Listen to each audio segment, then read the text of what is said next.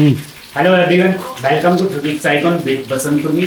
और आज हम पढ़ने वाले हैं drive the their expression for de Broglie paging. हमने पिछली बार पढ़ा कि वो ड्यूअल नेचर कैरी करता है। ठीक है, लाइट जो है वो ड्यूअल नेचर कैरी करता है। तो डी लुइस में क्या हुआ, इन 1924 डी लुइस ने एक्सप्लेन किया कि सिर्फ लाइट के पास ही ड्यूअल नेचर नहीं रहता। ठीक है, जो लाइट डुअल कैरेक्टर दिखाता है केवल लाइट के पास ही नहीं रहता, बल्कि every moving particle has associate with the matter wave. ठीक है, इट्स कॉल्ड मैटर वेव। ठीक है, उसको बोलते हैं मैटर वेव। तो इन 1924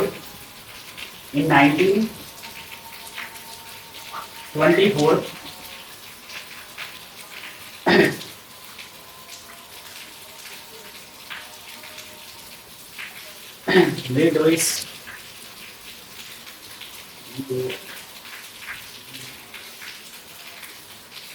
साइंटिस्ट थे लीडोइस करके। तो इन 1925 लीडोइस हैज सजेस्टेड, उन्होंने सजेस्ट किया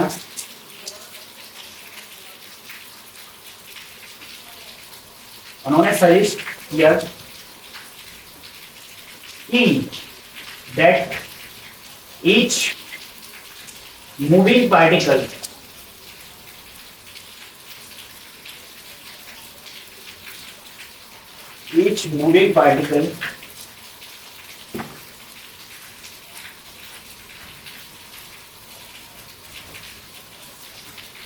moving particle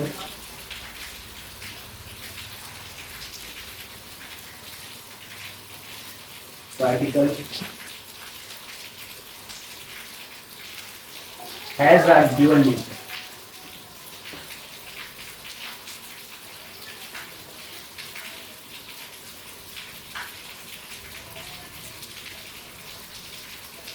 Not only light,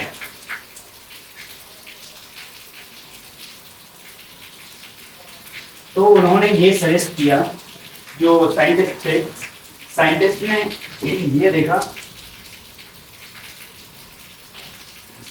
ये देखा अपना कि केवल लाइट के पास ही ड्यूअल नेचर नहीं रहता, बल्कि हम ऐसा कोई भी पार्टिकल, ठीक है, कोई बंदा दौड़ रहा है, ठीक है, तो वह एक वेव भी दर्शाएगा और वह एक पार्टिकल भी हो। ठीक है, कोई भी बंदा, जैसे मैं मूव कर रहा हूँ, मैं रनिंग कर रहा हूँ, तो मेरे पीछे एक वेव भी है। ठीक है, मैं एक वेव नेचर भी शो करूंगा और अपना एक पार्टिकल नेचर में, तो मैं खुद ही हूँ, तो मैं दो नेचर शो करता हूँ। ठीक है, तो ये है लुइस ने किया था।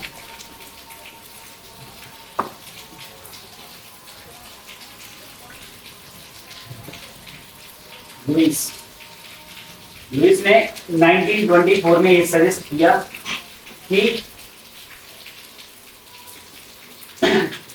ओनली इसमें ड्यूअल नेचर नहीं होता है, हमारे पार्टिकल में भी ड्यूअल नेचर होता है। ठीक है, और ये क्या होता है, उन्होंने बताया कि each moving particle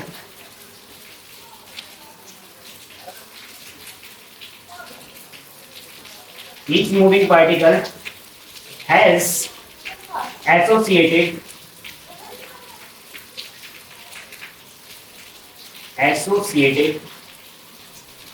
with a wave। ठीक है, उन्होंने ये बताया हमें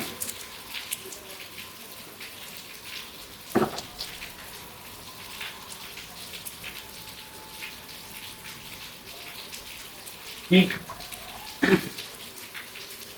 एवरी मूविंग पार्टिकल, जो पार्टिकल जो मूव कर रहा है उसके साथ एक वेव एसोसिएट रहता है। Each moving particle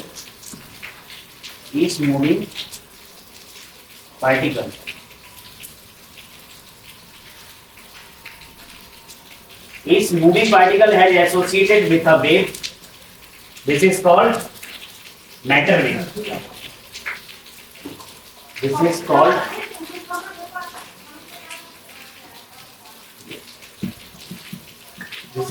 matter wave. ठीक है, एक वेव होती है उससे एसोसिएटेड होती है उसको मैटर वेव बोलते हैं। ठीक है दोस्तों, ये लुईस ने किया इन 1924 में किया, और उन्होंने कहा and new is the frequency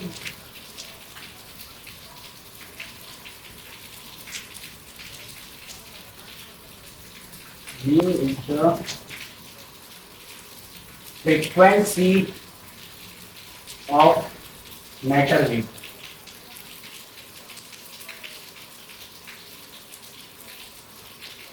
उस मैटर वेव की न्यू अगर फ्रीक्वेंसी है and h is Planck constant, Planck constant।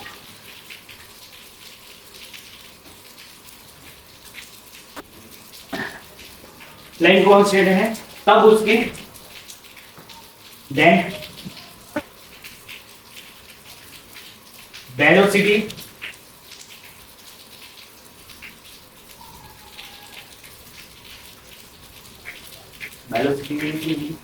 पर आएगी वेवलेंथ, देन वेवलेंथ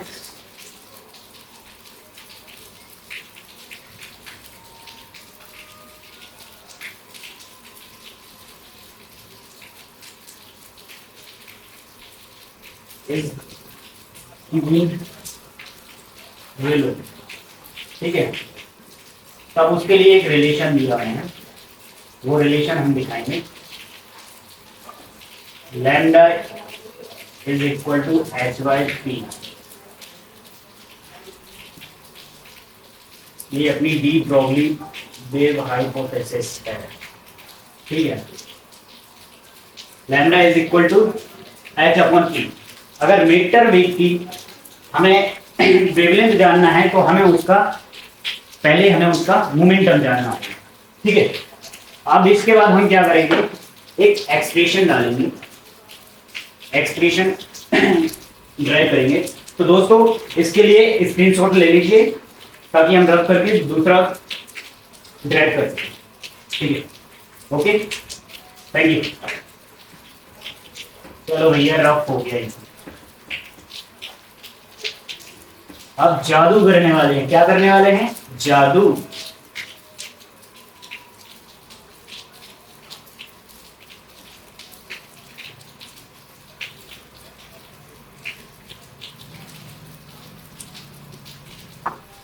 ठीक है, तो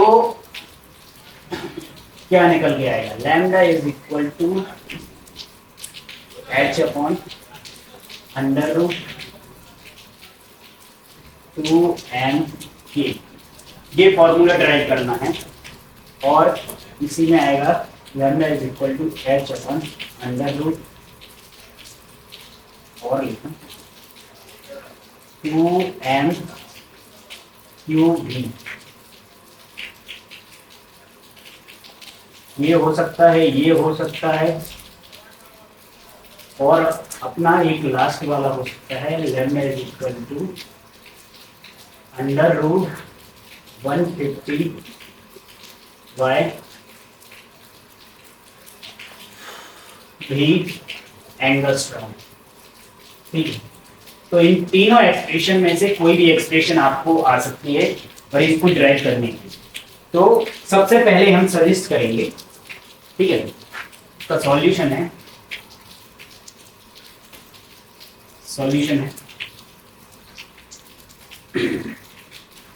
according to Planck one, according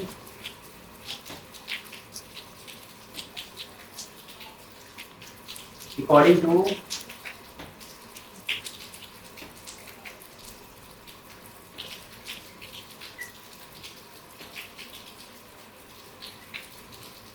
Planck's theory।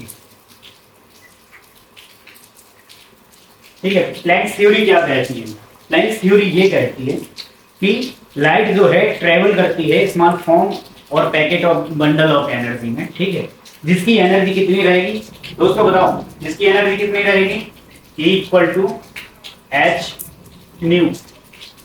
ठीक है, ये अपना इक्वेशन फर्स्ट ले लेंगे। अब हम देखेंगे मास एनर्जी इक्विवेलेंस थ्योरम जो रहेगा, आइंस्टीन का मास एनर्जी इक्विवेलेंस थ्योरम रहेगा।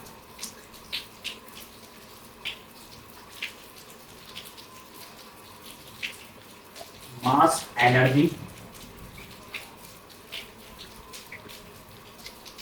Equivalence theorem.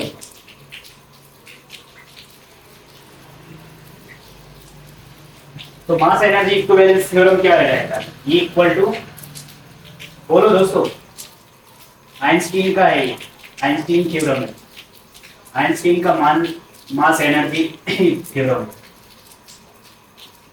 E equal to mc square. ठीक है, इसको इक्वेशन सेकंड लेंगे। अब from equation first and second, from equation first and second. ठीक है, अब हमें दिख रहा है इसमें E equal to H mu है और यहाँ E equal to M C square है। तो हम क्या करेंगे, इन दोनों को इक्वल में रख लेंगे। ठीक है, H mu equal to M C square. ठीक है, एम सी स्क्वायर आ गया। तो मोमेंटम निकालने के लिए हमें क्या बता था कि अगर हमें मोमेंटम निकल गया तो हमें डी ब्रोगली वेवलेंथ मिल जाएगी। तो मोमेंटम का क्या रहता है, mass into speed, mass into velocity. अगर यहाँ हमें mc मिल गया तो हम इसको मोमेंटम मान लेंगे। ठीक है, तो क्या करेंगे, इधर से जो एक mc है वो इस साइड लाएंगे और जब इस साइड लाएंगे तो उधर मल्टीप्लाई में है, इस साइड आएगा बराबर के, तो डिवाइड में पहुंच जाएगा। ठीक है, mc हो गया। ये जो mc है वो इक्वल टू है किसके, मोमेंटम के, क्योंकि P equal to M C, ये अपना मोमेंटम। ठीक है, और ये आ गया अपना n h mu by c equal to p. ठीक है, तो हम यहाँ पे लैम्डा की भी वैल्यू जानते हैं। ठीक है, रफ वर्क है, लैम्डा इक्वल टू होता है वेलोसिटी, वेवलेंथ इक्वल टू जो वेलोसिटी होगी वो और जो उसकी फ्रीक्वेंसी होगी वो, क्योंकि फ्रीक्वेंसी के हमेशा इनडायरेक्टली प्रोपोर्शनल होता है। ठीक है, तो ये वैल्यू इसमें पुट कर देंगे तो इधर पे निकल आएगा, ये तो एम सी हो गया पी। ठीक है, और एच म्यू बाई सी जो है तो ये हो जाएगा अपोजिट में, मतलब एच बाय लैम्डा आ जाएगा। ठीक है, एच बाय लैम्डा आ गया और यहीं पे अपन इसको ये कर देंगे तो lambda equal to H upon p. ठीक है, ये अपना फॉर्मूला निकल आया। अब हमें निकालना है 2m के under H by under 2m की, क्योंकि हमें वेवलेंथ में चाहिए इसलिए हमने वेवलेंथ में ट्रांसफर कर दिया। तो दोस्तों इसको स्क्रीनशॉट ले लीजिए या फिर नोट कर लीजिए ताकि हम आगे फॉलो कर सकें, बढ़ सकें। ठीक है दोस्तों, please take a screenshot. Okay, so अब होने वाला है जादू।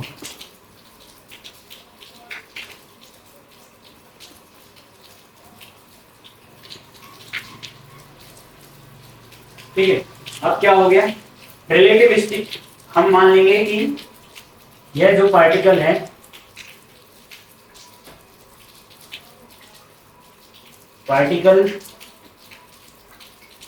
मूविंग पार्टिकल है, तो मूविंग पार्टिकल है जो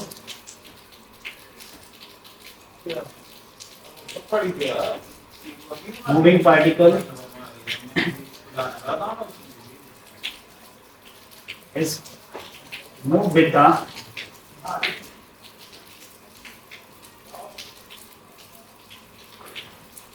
relativistic velocity. Relativistic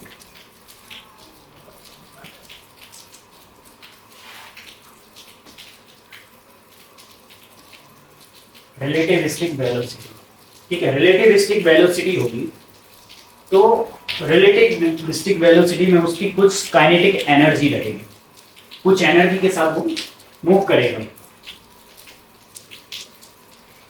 relativistic non relativistic में रहेगा, नॉन रिलेटिविस्टिक मीडियम में डालेंगे। तो नॉन रिलेटिविस्टिक वेलोसिटी में अपना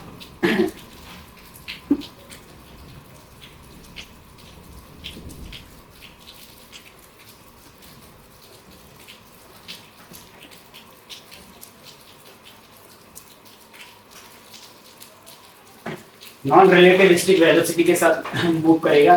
तो इसकी कुछ पहले अपन लिख लेंगे अपना इक्वेशन, ठीक है, ये था, ये अपन ने निकाल लिया था, ठीक है। अब रिलेटिव नॉन रिलेटिविस्टिक वेलोसिटी रहेगा तो कुछ काइनेटिक एनर्जी रहेगा उसका, काइनेटिक एनर्जी, ठीक है, काइनेटिक एनर्जी रहेगा। तो काइनेटिक एनर्जी क्या होता है, हाफ एम वी स्क्वायर, ठीक है, half m v square. Velocity भी पता चल गया हमें, तो half m v square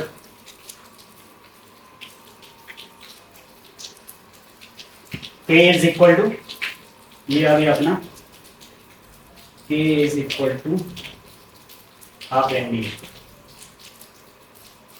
half m v square. यहाँ से v की वेलोसिटी की वैल्यू निकालेंगे। वेलोसिटी की वैल्यू क्या होगी, v स्क्वायर है, v स्क्वायर ये इधर जाएगा 2k होगा, 2k m, 2k by divided by m, और उस साइड स्क्वायर है तो इस साइड हो गया अंडर रूट m। तो v की वेलोसिटी आ जाएगी अंडर रूट 2km, ठीक है। यही वैल्यू हम v की वैल्यू इसमें पुट करेंगे तो हाफ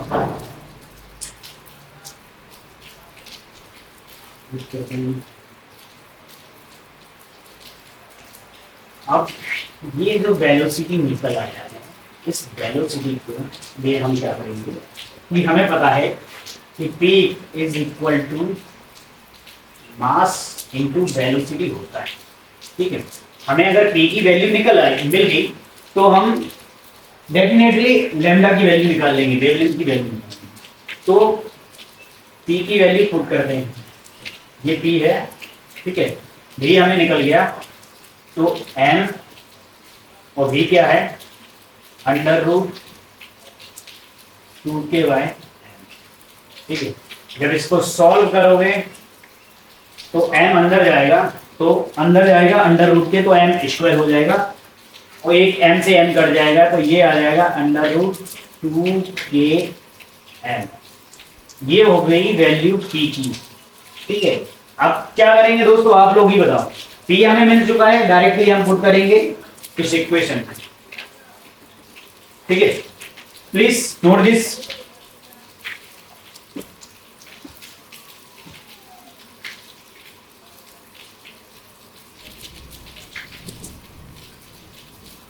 तो p की वैल्यू क्या थी under root 2km।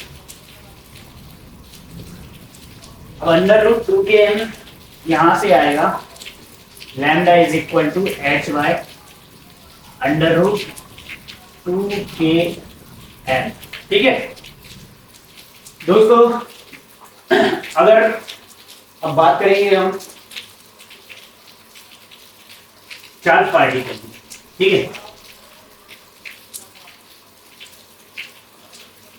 If a particle is accelerated, क्योंकि मूविंग पार्टिकल है, if a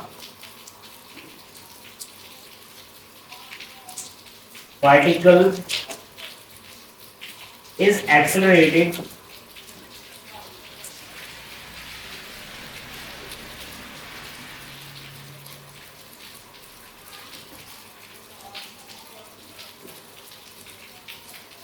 हमारा जो पार्टिकल है वो एक्सेलरेट करता है अपना,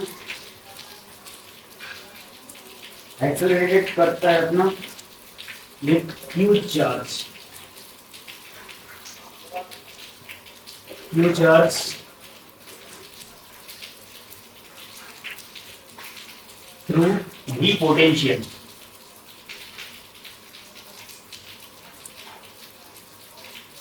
पोटेंशियल जिसका V है उससे अगर थ्रू करता है तो देन